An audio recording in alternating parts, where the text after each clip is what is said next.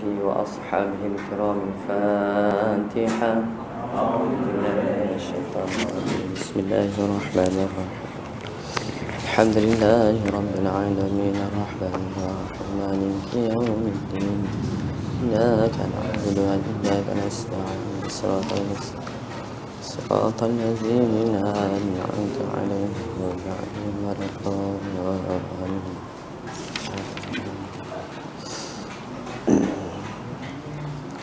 أعوذ بالله من الشيطان الرجيم. بسم الله الرحمن الرحيم. الحمد لله رب العالمين والصلاة والسلام على سيدنا محمد وعلى وصحبه أجمعين. قال رب اشرح لي صدري ويسر لي أمري واحلل عقدة من لساني يفقه قولي. سبحانك لا علم لنا إلا ما علمتنا إنك أنت العليم الحكيم. ولا حول ولا قوة إلا بالله ولا حول ولا قوة إلا بالله ولا حول ولا قوة إلا بالله العلي العظيم. أما بعد.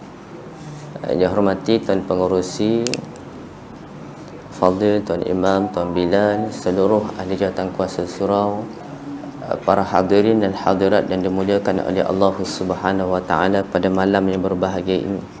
Assalamualaikum warahmatullahi wabarakatuh. Alhamdulillah, summa alhamdulillah. Pertama-tama dan selamanya kita rafakkan kesyukuran kepada Allah Subhanahu wa taala kerana pada malam yang berbahagia ini kita diberi peluang untuk sekian kalinya bersua bagi kita mendirikan ibadah solat fardu maghrib secara berjamaah. Dan kesempatan ini insya-Allah kita akan bicarakan apa yang dinyatakan oleh musannif kitab, iaitu Abu Abdullah Husain Nasir bin Muhammad Taib Al-Mas'udi Al-Banjari dalam kitab Hidayatus Sibyan fi Ma'rifatil Islam wal Iman. Itu petunjuk bagi yang baru belajar dan mengenal Islam dan iman. Mudah-mudahan kita mendapat keberkatan dalam kehidupan ini. Rasa lama tak jumpa tuan-tuan ni. Selepas daripada Syawal telah berlalu, sekarang kita telah pun masuk bulan Zulqaidah. Kawan sihat dah? Haji sihat dah? Nampak kurus sikit dah? Diet tu lah. Biasalah umur meningkat ni, gula tinggi. Nak makan banyak-banyak tak macam dulu kan. Air kena kurang, manis-manis kena kurang. Sama lah saya pun. Tapi mudah-mudahan Allah Ta'ala kurniakan kita kesihatan yang baik untuk kita dapat meneruskan kehidupan dalam situasi kita meletakkan keutamaan untuk mencari mendapat keredaan daripada Allah Ta'ala. Kadang-kadang saya fikir juga tuan-tuan, kita hidup ni tidak terkecuali daripada lalai dan alpa daripada mengingati Allah Subhanahu Ta'ala. Perkara yang pertama yang paling saya cuba amati adalah telefon. Kita tak kata telefon ini salah. Telefon. Kerana apa? Kalau kita tengok hari ini, sedikit awalan tuan-tuan, kita tengok hari ini kita guna telefon, ramai orang mesti ada WhatsApp. Mesti, tak mesti juga, tapi ramai juga dari kalangan kita ada FB. Dan ini adalah yang dicipta oleh Yahudi. Yahudi Israel laknatullah. Untuk apa? Untuk melalaikan manusia daripada mengingati Allah Ta'ala. Orang dulu dia tak ada telefon, tapi dia pergi mana? Dia bawa Quran. Kita hari ni ada telefon, dalam telefon ada apps Quran. Agak-agak kita nak baca buka apps Quran ke kita nak tengok WhatsApp, Facebook kan? Masih kita tengok orang mesej kita kan? Kita seumpama nak meraihkan orang, tapi sebenarnya kita menjauhkan diri daripada Allah Ta'ala. Saya tak kata tuan-tuan orang sini hebat-hebat, tapi saya kata diri saya lah.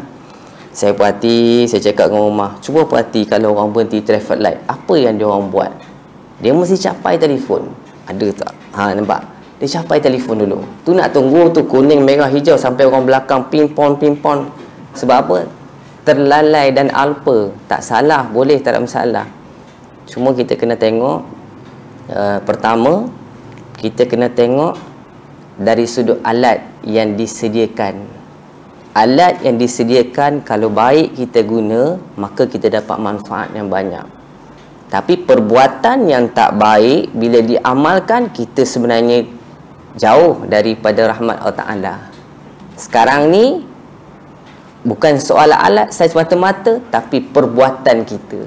Kita guna alat melalui perbuatan kita. Tapi kalau kita dapat kontrol iman kita, dapat kawal sesempurna yang mungkin, insya-Allah saya kira kita dapat yang terbaik lah. Dan tengok, hari ni kalau orang ambil telefon, dia guna alat telefon, dia buka lampu kan. Duduk dalam gelap-gelap, buka lampu, nak tunjuk ramainya orang. Alat dan perbuatan seiring. Kalau duduk bercampur laki dan perempuan, hukumnya haram. Kalau duduk laki-laki bahagian-bahagian perempuan nak tunjuk hebatnya organisasi tersebut, ramainya orang tersebut, maka dia jadi izzah. Dia kan dia jadi kebaikan juga. Kita tengok beza antara alat dan perbuatan. Jadi mudah-mudahan apa yang saya cakap ni saya cuba untuk perbaiki diri ni lah. Apa yang cakap sebenarnya saya nak baiki diri saya. Ya Allah, sukarnya, ya Allah. Kadang-kadang sebelum nak tidur bukan pegang Quran dulu, pegang telefon dulu. Tengok perjalanan hari ni. Oh, hari tadi lupa, pagi orang mesej kita, baru nak jawab malam. Tang tu kita ingat pula. Saya kata diri saya lah tuan-tuan. Alat dan perbuatan ini kita kena tengok, check and balance juga lah. Mudah-mudahan kita berada pada radar, pada kedudukan yang bersesuaian apa yang dikehendaki Allah Ta'ala. Lantaran itu Allah Ta'ala kurniakan keredaan kepada kita, Allah Ta'ala rahmati kita, dan Allah Ta'ala berkati kita. InsyaAllah bila kita dapat sesuatu daripada Allah Ta'ala ni, mudah-mudahan perjalanan kita jadi lancar. Jadi dipermudahkan urusan, ada kawan-kawan tolong pingat dan sebagainya lah. Mudah-mudahan insya-Allah. Baik. Qala muallim rahimahullahu taala wa nafa'ana bi barakati ulumihi fid darain amin ya rabbal alamin.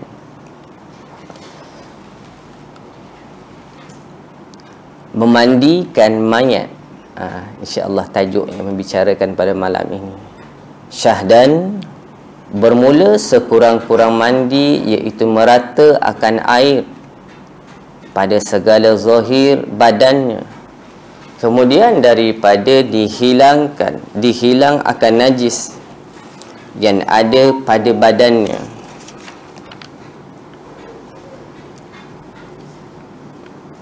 Baik. Kalau kita tengok setelah berlaku proses, kita kata berlakunya sesuatu kematian, perkara utama yang kita ditetapkan ada 4 perkara yang perlu kita tunaikan adalah memandikan jenazah. Begitu juga mengkafankan jenazah, lalu menyembayangkan jenazah dan mengebumikan jenazah. Baik. Hari ini bila berlaku seumpama tersebut, perkara pertamanya yang perlu kita lakukan adalah memandikan jenazah. Maka memandikan jenazah ini, tujuan dia apa sebenarnya? Dia tidak lebih daripada memuliakan dan juga membersihkan supaya kembali kepada Allah Subhanahu Wa Taala dalam keadaan yang sempurna. Sebab tu kalau kita tengok, setelah kita bersihkan dia, setelah kita mandikan dia, sebelum kita nak tutup bahagian muka, kalau kita kafan tu nak tutup bahagian muka, kita panggil ahli keluarga dia, kita panggil sanak saudara dia, berkira kalangan ahli keluarga dia. Kalau suami yang meninggal, isteri datang cium, anak-anak datang cium. Wangi tersebut setelah dibersihkan tersebut, kesegaran pada tubuh badan dia sejuk, rupa badan dia cantik, muka dia bersih, dia memberikan satu ingatan yang baik. Sampai bila-bila kita tengok lah, kita rasa macam seronok. Kita tengok jenazah saat-saat akhir, kita ratap, kita tengok wajah dia dalam keadaan yang baik. Jadi kita nak macam tu, bukan sekadar pada zahirnya baik, tapi amalan dia juga baik, mudah-mudahan insya-Allah. Jadi kita nak seiring juga. Baik pada zahir tapi amalan tak baik, tak jadi juga. Baik. Maka kalau kita tengok, musannif kata apa? Sekurang-kurang mandi. Kalau kita kata sekurang-kurang mandi ni, takrif mandi itu meratakan air pada zahir badan dia.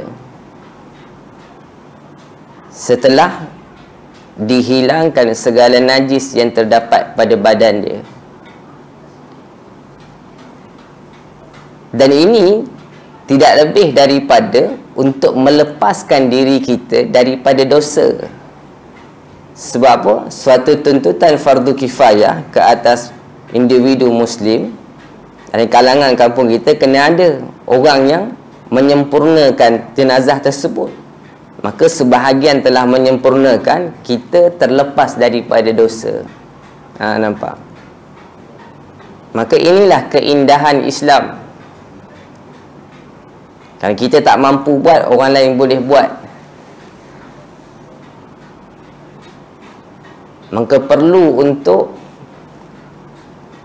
disempurnakan mengikut acuan, mengikut ketetapan, ataupun mengikut aturan sunnah Nabi SAW.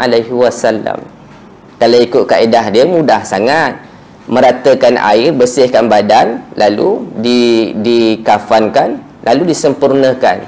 Tapi Nabi datang perutusan Nabi SAW ini diajar bagaimana kaedahnya, bagaimana kaifiat dia, bagaimana cara untuk menyempurnakan dengan sesempurna yang mungkin. Kalau kita kata tadi kaedah yang mudah, mandi sekali mandi saja. Tapi bila datang Rasulullah, Allah utuskan Rasul, adanya di sana menggunakan kapur barus, ada menggunakan serbuk daun serbuk cendana dan sebagainya. Untuk apa? Mengharmonikan, mensucikan, menyerikan lagi pada jenazah tersebut itu, pada baunya, hilangkan segala apa semua. Maka sesuatu itulah sesuatu yang penambah baikan. Maka penambah baikan inilah mengikut acuan yang Nabi ajar kepada kita. Maka kita hari ini dididik dan diajar mengikut aturan yang baginda Nabi SAW tunjukkan contoh. Banyak kisah pada yang berlaku. Suatu anak Rasulullah meninggal pun, Rasulullah masuk, Rasulullah kata begini, kena mandikan dengan daun bidara, daun cenad dan sebut cendana dan sebagainya. Ada yang kata hanut dan sebagainya. Maksudnya nak menyempurnakan dengan seafdalnya mungkin. Macam tu, afdal. Tadi yang basic, tapi afdalnya, kaedahnya begitu. Baik. Musannif mengatakan, dan tiada wajib padanya niat dan sunat mengambil wuduk baginya, serta wajib niat padanya dan memada orang yang mandi akan dia itu kanak-kanak. Maka tiada memayis sekalipun, dan orang gila dan kafir dan perempuan yang haid dan nifas dan jin, dan tiada memada mandi malaikat. Bersalahan kafan dan tanam, maka memadai keduanya daripada malaikat. Baik. Apa musannif nak nyatakan kepada kita? Tak wajib padanya niat, tak wajib padanya mengambil wuduk. Ambil wuduk pada jenazah tak wajib, tapi niat mengambil wuduk untuk jenazah itu wajib. Macam tu. Atau dia kata, maksudnya kita wuduk pada jenazah itu tak wajib, tapi bila kita nak wuduk, niat itu wajib. Disempurnakan. Niat sebagai niat, bukan sebagaimana biasa, tapi ada kaedah dia ada kepada kita, nawaitul wudu al-masnu nalihadzal mayyit lillahi ta'ala, saja aku mengambil wudu bagi mayat ini sunat kerana Allah Ta'ala. Kita ada kata sesungguh pun hukum mengambil wuduk mayat itu sunat. Hukum mengambil wuduk itu sunat. Tapi niat mewudukkan itu adalah wajib. Macam juga mandi dia kata. Dan niat memandikan adalah sunat sahaja. Sekalipun mandi itu wajib. Mandi itu wajib, tapi niat memandikan itu sunat. Baik. Nampak tuan, ada perbezaan, ada dua. Mandi itu wajib, tapi niat dia sunat. Macam tu. Wuduk itu sunat, tapi niat wuduk itu wajib. Kalau kita tengok sini kata bersalahan kafan dan tanam akan memadai keluarnya daripada malaikat. Ada satu kisah Hanzalah, sahabat Nabi ni tuan-tuan. Dia baru saja mendirikan rumah tangga, maksudnya dia baru kahwin. Lalu bila dia baru kahwin, ada seruan jihad, dia tak keluar pergi berjuang. Dia tak pergi berjihad. Sebab apa? Dia pengantin baru. Dan ada kisah dinyatakan di antara sahabat Nabi, Hanzalah ini nyatakan bahawasanya dia bersama dengan isteri dia. Dan bila dia dengar, seumpama mungkin ada beberapa riwayat, di antara riwayat yang saya dapatlah, saya baca, dia kata di antaranya adalah dia mendengar bahawasanya umat Islam di perang Uhud itu ramai yang tewas. Lalu dia tidak menyempurnakan mengangkat hadas besar, dia terus pergi berjuang, berjihad fi sabilillah. Akhirnya dia ini syahid di jalan Allah, mati dalam peperangan Uhud tersebut. Lalu jenazah ini dimandikan oleh malaikat dan dikafankan oleh malaikat. Berdasarkan ada hadis yang lain, Nabi menyatakan perihal berkenaan jenazah Hanzalah ini dimandikan. Saya tak lupa dia punya mafhum hadis tersebut, tapi nak cerita bahawasanya Hanzalah ini dimandi dan dikafankan.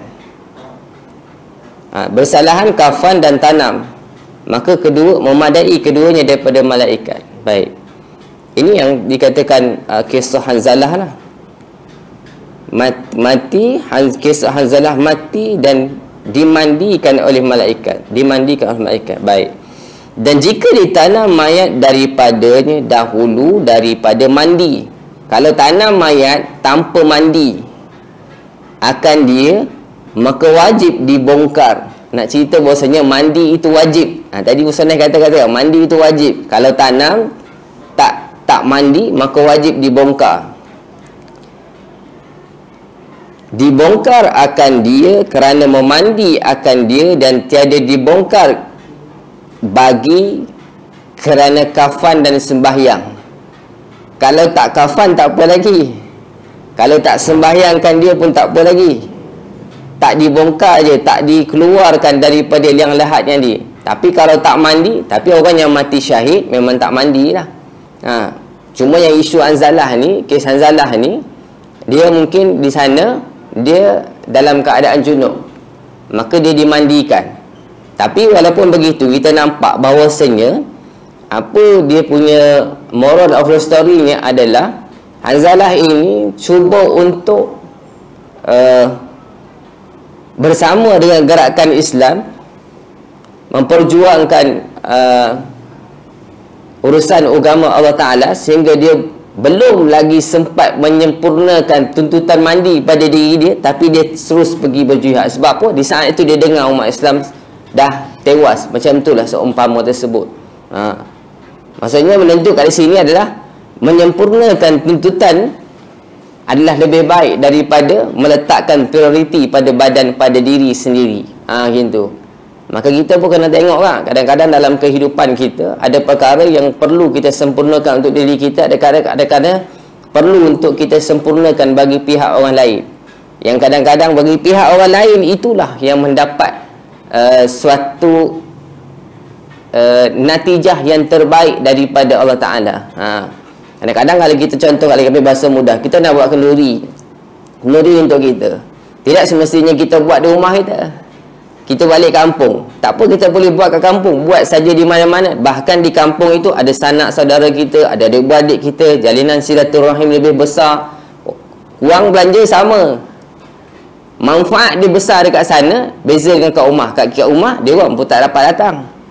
So kita kena cari. Dalam kehidupan ni kita kena cari dalam perkara yang kebaikan yang kita buat, apakah perkara yang mendatangkan manfaat yang lebih besar. Maka bila kita buat manfaat lebih besar dengan tidak meletakkan keutamaan pada diri kita, kalau kita kata baik kita buat kat rumah kita, kita buat kat rumah kita berkat, anak-anak kita jadi bagus dengan kata dan sebagainya, rupanya kita buat kat kampung lebih besar. So kita kena tengok jugalah. Kadang-kadang benda ni bersifat teknikal. Nak solat di mana-mana saja boleh solat kan. Yang penting kita solat. Pagi tadi bangun tak qiyamul lail? Kita tanya diri kita ni, boleh solat betul? Bangun tak bangun? Oh tak bangun. Tak ada. Besok azan balik nak bangun lah. Rupanya ada kebaikan dia. Baik, tak apa. Itu saya selingan tu. Saya selingan untuk diri saya tu. Baik. Kerana kita hari-hari tidur. Asal tidur, bangun. Asal bangun, tidur. Asal azan, tidur. Asal bangun, dah habis azan. Habis dah masa nak bangun awal ni. Itu saya kata diri saya lah. Rupanya itulah kita ni sampai hatta zultumul maqabir, sehingga kamu masuk dalam kubur. Alhaakumut takasur, bermegah-megah dalam dunia. Hatta zultumul maqabir, Allah mati dah aku. Anak datang cuba menguruskan jenazah kita. Kita tengok, kita pun sedar, kita pun nampak, kita pun dah ni mati dah aku, kata. Roh kita dah mati dah, nampak.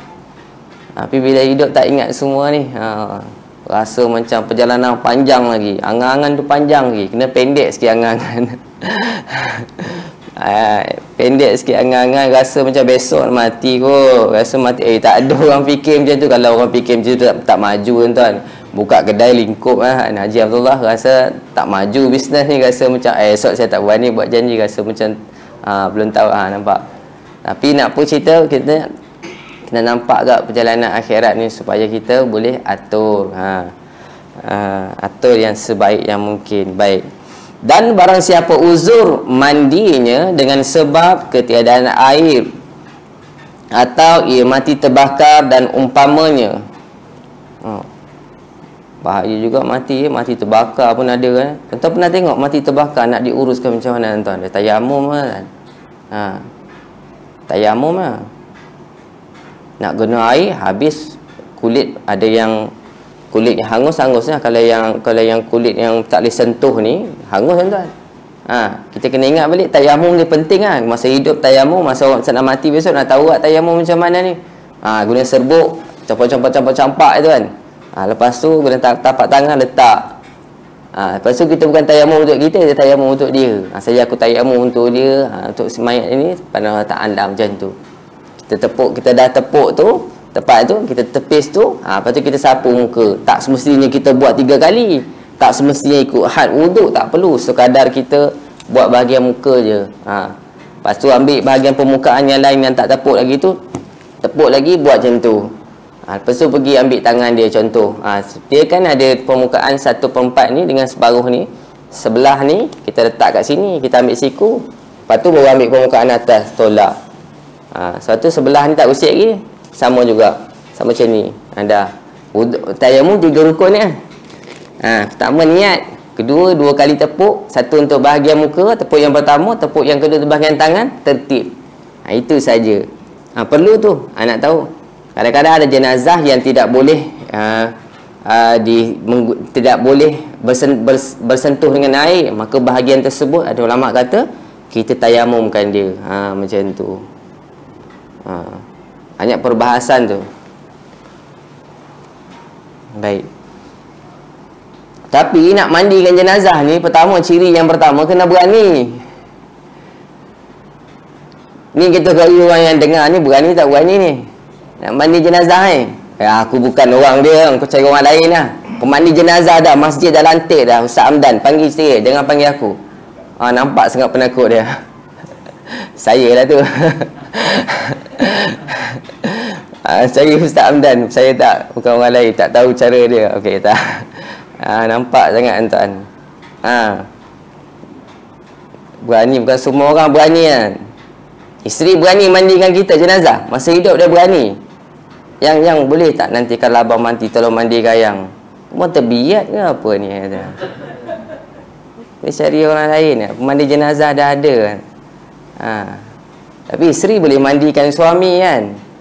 Afdalnya perempuan sama perempuan, laki sama laki, anak boleh mandi laki, anak laki laki afdal. Tapi harus kalau ahli keluarga kita nak mandikan kita. Sebab apa? Orang yang memandi ni, istilah yang ciri yang kedua, kena amanah. Dia tidak membocorkan rahsia. Apa aib pada badan kita, hanya ahli keluarga kita tahu. Dia tak cerita dengan orang. Dia tak ada, tadi aku mandikan dia, kau tahu tak? Memang orang tak amanah tu. Tapi ada juga kan. Tapi orang yang tak amanah. Tapi taklah, sekarang ni orang yang mandikan jenazah memang orang yang amanah lah. Tidak, dia tak berani. Tak berani menanggung tanggungjawab besar kan. Nak mandikan jenazah bukan biasa-biasa ni. Nak tahan bau kan. Tuan-tuan, kalau jenazah bau busuk, ambil belacan dekat dapur tu, ambil letak kat sini ke, tak tuan-tuan, letak kat hidung tuan. Pembeli busuk tu, dia punya imun busuk tu tak bau dah. Ambil belacan kan busuk kan. Tak kat hidung tuan-tuan, masuk rasa macam steady je. Hebat dia ni, tak pakai mask pun boleh bau busuk. Padahal dia dah ada lali dah. Itu kaedah tu, pemandi jenazah dia buat begitu. Dah berani kena ada, amanah kena ada. Ketiga apa? Sabar. Kalau tak sabar, jangan buat pasal nak mandikan jenazah. Baru buang najis sikit, keluar lagi. Bila nak selesai ni? Kacau dia buat dia. Baru agak-agak, dah habis. Mandi sebenarnya, kalau mandi kaedah yang pertama 5 minit Mandi yang sesempurna yang mungkin afdal tu mungkin 30 minit. Tapi tak kena gaya, mungkin boleh pergi 45 minit kan. Tu kena sabar. Bukan hidup je, kena sabar nak menguruskan jenazah. Orang yang tak bernyawa pun nak kena sabar kan. Baik. Dah sudah tu, bila dah sabar tu, orang yang berilmu je kot. Yang keempat dia, ciri-ciri yang berilmu. Kalau tak ada ilmu tak boleh buat kan. Kita kalau tak ada ilmu, rasa macam tak duduk surau ni sah. Balik rumah tengok TV sedap, tengok berita semasa. Tapi orang ni semua orang yang datang ni orang berilmu ni. Maksudnya dia tahu nak apa, additional knowledge. Jadi insya-Allah mudah-mudahan Allah Ta'ala kurniakan kita satu kefakihan, satu kefahaman yang baik untuk kita meneruskan kehidupan. Ilmu ni biar sikit tak apa tuan-tuan, tapi berkat dia ada, boleh buat amal jadilah kan. Ada sikit pun, kadang-kadang orang kampung pun bukan kita kata orang kampung pun, orang bandar pun, tapi dalam kampung tu memang dia seorang je tahu. Orang hormat dia, orang segan dia sebab apa dia tahu menguruskan jenazah. Tak perlu sampai masuk universiti nak mandi jenazah. Tapi apa ramai kita tengok orang yang mandikan jenazah 30 tahun pengalaman dia. Kita dengar pengalaman dia, rasa tak, luar biasa ni. Tuan-tuan, kalau tengok mandi jenazah, muka dia boleh berubah tuan-tuan. Saya selalu tengok orang mandi jenazah, orang yang mengurus jenazah, muka dia berubah lah. Air muka dia tak macam bukan tak macam muka ustaz. Tapi air muka dia lain lah. Saya tengok, saya perhati ni. Kalau dia sebut dia mandi jenazah, saya perhati, betul lah. Tak tahulah, saya firasat saya tengok betul lah. Lepas tu dia nampak lain sikit kan. Lalu selalunya orang tengok orang yang jenazah ni, dia tahu dia warok sikit kot, dia hitam, dia bagai-bagai macam-macam, dia macam-macam, nampak lain lah. Muka dia lain. Sebab apa? Dia mungkin main dengan benda tu, aura tu dia rasa macam ada juga. Memang tak tahulah, nampak hebat lah, tapi luar lain daripada lain lah. Sini saya tenung tak nampak lagi ni gaya mandi jenazah. Tak ada ya. Semua duk bakar jenazah cepat dengan lambat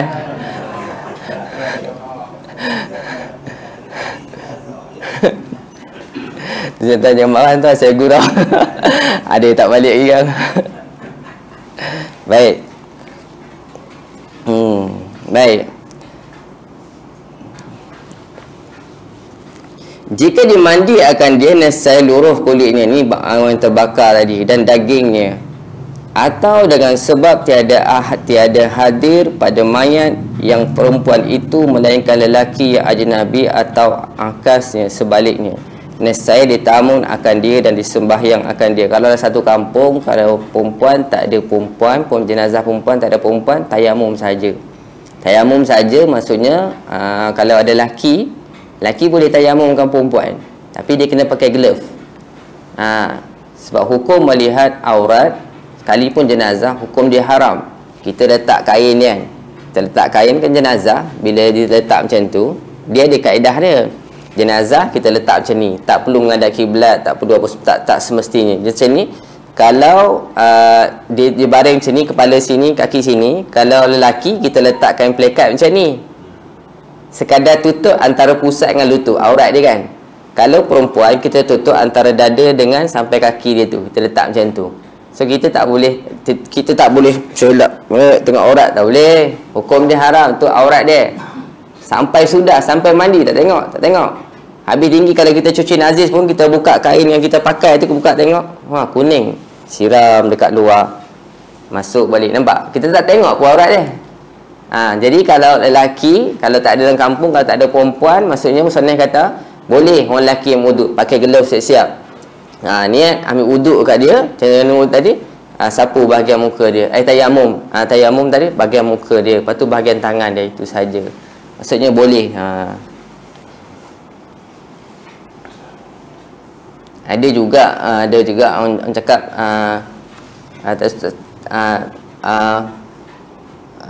ada juga yang mengatakan bila kita ambil wuduk kepada jenazah ni, kita memang kita niat ke atas diri dia, wajib lah. Tapi dia kata tangan yang kita guna ni, seumpama kita niat, seumpama dia macam cebok kan tau, dia lintasan hati bahawasanya ini sekadar digunakan untuk wuduk dia. Sebab apa? Kalau tangan kan bila sentuh air dia jadi mustakmal kan, ada perbincangan yang itulah. Tapi apapun pada kita adalah basicnya adalah kita ambil wuduk kepada jenazah, hukumnya niat itu adalah wajib. Baik. Laki perempuan pun macam tu sebaliknya, boleh, dengan syarat hanya ditayamumkan dia, so tak perlu mandikan dia. Baik.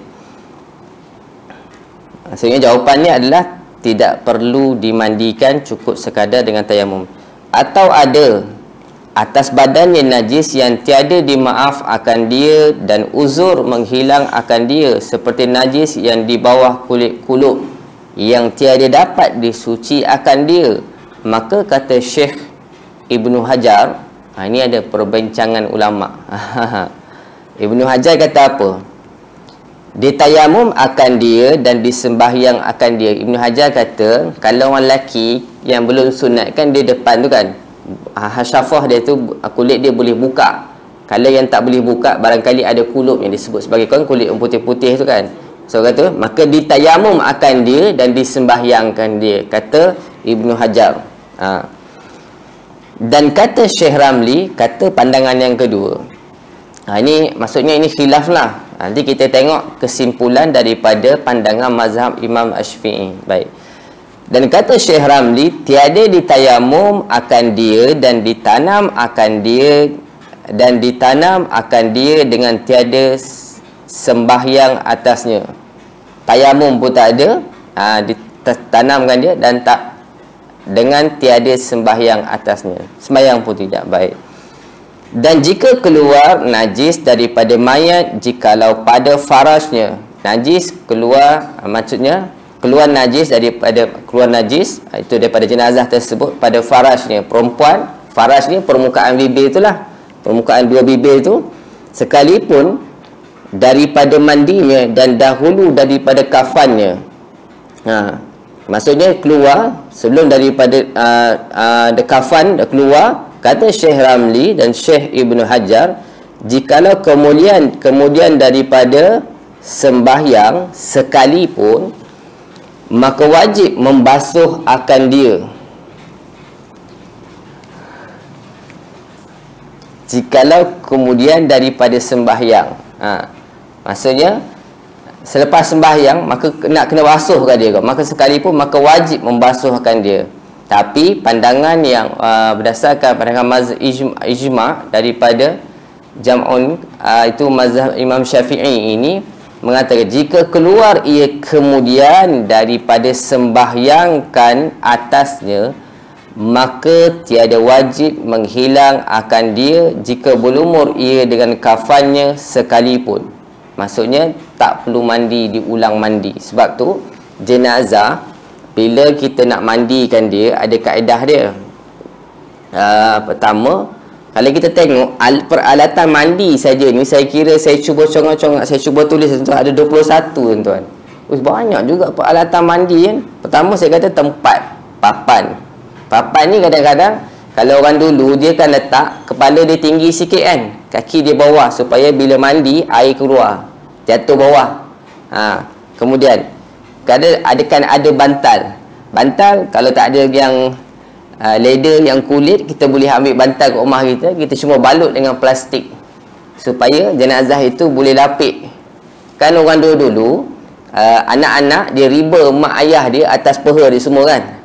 Itu pun baguslah. Cumanya dari aspek sekarang ini, bila kita buat kaedah begitu, dia mungkin boleh mengalir faktor kalau sekiranya ada kuman, dia mungkin bergerak kepada kita. Ada kelemahan dia. Dari sudut aspek sains dia ada kelemahan dia. Jadi tempat yang tinggi, maka tempat bantal. Yang penting kita nak lapikkan dia. Kalau tak ada bantal, kadang-kadang kita tengok anak yang mandikan mak tu, dia pegang kepala mak. Kalau tak ada bantal, dia letak kan, alasan dia letak. Ataupun dia ambil sesuatu objek, dia letak kat situ, nampak cermat. Tuan-tuan kalau berpengalaman mandikan mak ayah pun rasa macam mana perasaan, Allah ni mak aku ni. Nampak. Kita kalau mandi mak ayah kita, kita tutup dia bahagian muka tu, kita takkan tutup dia kan. Sebab kita nak sempurnakan, nak saat-saat terakhir lah. Di antara dia kita ambil kain batik lah. Dia tak pakai kain tu, kain yang kain kafan tu. Sebab kain kafan tu warna putih. Bila kita tak dikata jenazah, kita tutup macam ni, bila dia kena air kain kafan tu, dia akan nampak aurat. Tapi kalau kain batik, kain plekat yang kita pakai ni, bila kena air, dia tak nampak. Dia tutup air jenazah, dia tutup kemaluan jenazah, tak nampak. Itu kelebihan dia kain batik atau kain sarung tu. Di antara je tuala untuk kita nak lap, kemudian kita pakai glove sarung tangan ni untuk nak protect diri kita. Ini penting lah. Tapi kalau setengah orang dia pakai glove, tapi ada setengah tu dia balut lagi. Bila nak cuci kemaluan jenazah tu, dia balut dengan kain tu, dia ikat, maka dia cuci dengan tangan kiri dia. Lepas tu dia tengok ada, sebab kain yang putih akan nampak kesan kuning, akan nampak kesan kotoran najis dan sebagainya. Apa tu perlunya kain putih lah. Dan bila dia mandi, dia akan pakai apron supaya tak mercik. Macam tu lah. Antaranya serbuk cendana. Serbuk cendana ni kira sebagai bedak kan tuan, bedak wangi. Tapi bila orang berada dalam ihram, kita tak pakaikan dia. Kalau kita mandikan dia, kita tak pakai dia kan serbuk cendana ni. Nabi larang, Nabi tegas bahawa ada satu kisah tu, Nabi kata Nabi tak boleh. Sebab apa? Dia dalam ihram, maka dia tak boleh pakai. Tapi kalau yang bukan dalam ihram saja boleh. Maka di antara juga putih kapas kita akan guna untuk bersihkan gigi. Nampak kata embat putih kapas. Putih kapas ni kita buat pemaidani, bentang dekat atas tempat dia tidur kan. Kafan dia, kain kafan tu kita bentang dulu. Kita bentang 3 lapis tu. Lepas tu kita letak kita lalukan putih kapas tu. Kita pun tabur cebuk sedana dan sebagainya. Di antara dia lah. Dan kata embat tu untuk kita nak bersihkan. Nanti kita cuba tengok kaedah bagaimana. Antara dia gunting, kain gulung, kita nak bersihkan gigi dan sebagainya. Kapur barus. Kapur barus juga di antara yang mewangikan lah. Kain menung, kain tarung, baku sampah, baldi. Baldi dia selalunya kalau orang guna baldi, dia akan guna 3. Satu untuk air mutlak, satu untuk air serbuk cendana, dan juga satu untuk kapur baru. Kapur baru dia ketut, tapi dia pecah-pecah ni dia letak lepas tu. Masa dia letak ni. So ada kaedah, masa dia nak mandi yang terakhir tu, dia akan guna lalu. Abang Nabi kata guna bilasan supaya ganjil 3, 5, 9. So selagi dia banyak, boleh saja. Dan juga orang yang mandi pakai kasut bot. Sabun tak ada masalah, tak semestinya sabun ketul ataupun sabun liquid pun boleh juga, shampoo dan sebagainya. Span dan kosong jenazah. Baik, nak tengok. Pertama, bila kita kata jenazah, bila kita letak di atas papan tu, tuan-tuan, bila nak mandikan dia, kita letakkan dia, kita akan tanggalkan pakaian dia. Tanggalkan pakaian dia, laki dia kita letak tutup macam tu je lah. Lepas tu, masa tu lah kita nak bersihkan dia dulu sebelum kita mandikan dia. Maksudnya kalau bawah kuku ni hitam, buang dulu sebab nanti nak ambil wuduk senang. Tak perlu potong kuku pun tak apa. Tak potong kuku, misai panjang tak payah potong pun tak apa. Cuba bersih-bersihkan, semat-sematkan sikit gigi, buka mulut, hilangkan pelekat-pelekat dan sebagainya, makanan dan sebagainya.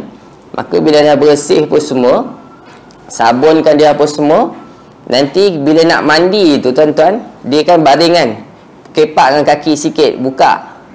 Nanti badan ada orang belakang tolak-tolak, maka tangan kanan pegang, tangan kiri dia usap perut ni, nak buang najis. Maka usap tepi kena lembut, jangan terlebih sangat, takut nanti keluar tak ada stop kan, susah juga kan. Tapi bila kalau tak ada stop, kalau macam ni kata macam kitab ni kata, maka tiada wajib menghilangkan dia berumur sekalipun. Kaedah dia, bila najis tu keluar tak berhenti non stop, kita ambil kapas, kita letak celah punggung, bukan kita sumbat masuk dalam punggung. Kalau kita sumbat masuk punggung, tu salah. Nanti dia tegur kita, ni nak buat apa kau korek ni? Sebab dia dah duduk macam tu kan, dia duduk macam tu, punggung dia rapat kan. Bila kita letak kan yang kemut punggung tu, kita letak kapas, kita letak kat situ, peha dah himpit dah, so najis tak akan keluar. Najis tak keluar. Bila selesai macam tu, lepas tu baru dia orang mandi kan, niat mandi, dah bersih apa semua, baru niat mandi tadi. Niat mandinya adalah sebagaimana kat sini kata, nawaitul ghusl wajib li hadzal mayyit lillahi ta'ala, saja aku mandikan bagi mayat ini kerana Allah Ta'ala. Maka niat mandi, bila niat mandi itu, dahulukan daripada atas sebelah kanan bawa ke kaki. Begitu juga kemudian sebelah kiri daripada atas bawa ke kaki. Maka mandikan jenazah itu tersebut. Bila dah selesai mandi apa semua, baru kita masuk dengan wuduk. Dah azan isyak baru azan. Baru dah selesai tu, baru kita maka kita wudukkan, sempurnakanlah. Kalau kita ambil bahagian yang muka, kalau kita sapu je lah bahagian muka kalau wuduk macam biasalah. Kalau tayamum dengan cara tayamum sampai kepada basuhan kaki. Maka bila dah selesai mandi, selesai niat mandi dan niat wuduk, maka bahagian terakhir tadi, kain yang basah tadi, kita top up dengan kain yang bersih. Kita letak atas tu tadi, kain kat sini kan, kita tutup kalau laki kat sini, itu kain tadi kita top up yang bersih, kita tukar pula kain tadi tutup bahagian muka dia, daripada muka sampai kaki, supaya kita nak siram tu, air cendana tu tak kena muka dia. Air serbuk cendana tu dia ada kuning-kuning, kalau kena kain dia melekat ke atas kain.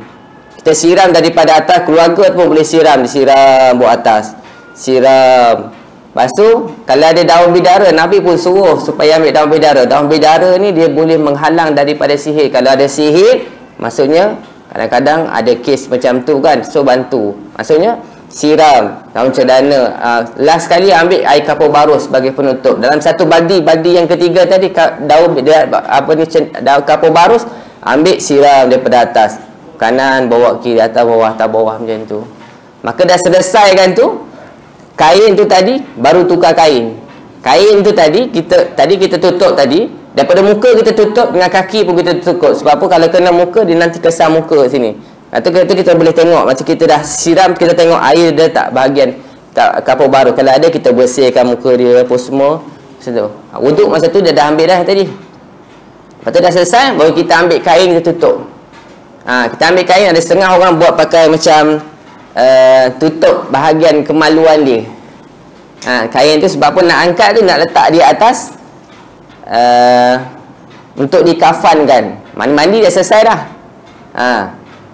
Maka nak letak bahagian untuk dikafankan. Setengah orang dia tutup lah. Sebab apa? Kadang-kadang bila angkat, najis boleh keluar. Kalau tak kena gaya, betul? So macam tu. Okey. Azhar Isyak lah. Baik.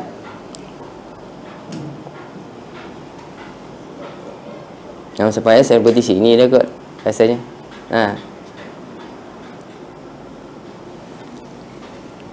Baik, insya-Allah. Saya kira cukup sekadar itu. Maksudnya kita bincangkan soal memandikan jenazah daripada awal, dari sudut kelengkapan, dari sudut step by step. Apakah perkara yang perlu kita dahulukan, iaitu bersihkan jenazah tersebut, lalu kita mandikan jenazah berserta dengan niat, dan wudukkan jenazah berserta dengan niat, dan akhirnya kita sempurnakan air serbuk cendana tersebut untuk apa? Untuk mewangikan pada badan jenazah tersebut, dan juga air kapur baru untuk menyegar dan memandikan, dan daun bidara tersebut untuk menghilangkan segala bentuk sihir dan sebagainya. Dan kemudian bila dah sampai situ, lalu dia akan pindah keluarkan daripada permukaan tempat memandikan jenazah kepada ruangan mengkafankan jenazah. Jadi insya-Allah akan datang kita sambung. Bermula sekurang-kurang kafan itu satu kain yang menutup auratnya jua. Wallahu subhanahu wa ta'ala alam. Billahi taufiq wal hidayah. Wassalamualaikum warahmatullahi wabarakatuh. Bismillahirrahmanirrahim.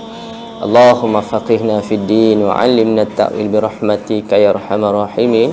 Wa sallallahu ala sayyidina Muhammadin wa ala sahbihi wa sallam. Walhamdulillahi rabbil alamin. Taqabbalallah.